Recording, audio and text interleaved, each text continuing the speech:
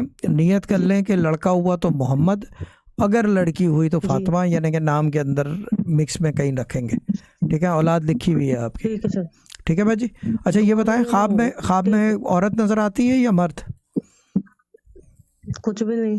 बस ठीक है, गुड है, फिर तो औलाद है आपकी, फिर तो कंफर्म है। ठीक है ना? ठीक है सर। ठीक है, और जब फ़ोन करना हो कल, महीने बाद 2 महीने बाद, लेकिन औलाद है, प्रेगनेंसी है, डन है। और जूसेस, मैं इसका फार्मूला बता दूं, अब्बा वाला स्टाइल है। जूसेस, जितने किस्म के जूसेस इस्तेमाल हो सकते हैं सब बंद। फल खाएं खुल के। फिजी ड्रिंक, जितने किस्म के फिजी ड्रिंक है, कोक से लेकर 7 अप से लेकर स्प्राइट से लेकर माउंटेन ड्यू, सब बंद। इमली वाली चटनियाँ बिल्कुल बंद। कोई भी चीज़ आर्टिफिशियल प्रिजर्वेटिव वाली लिक्विड, सब बंद, क्योंकि वही प्रेगनेंसी रोकती है और कोई चीज़ नहीं रोकती। पकी हुई चीज़ नहीं रोकती, कच्ची चीज़ रोकती है। ठीक है ना? ठीक है।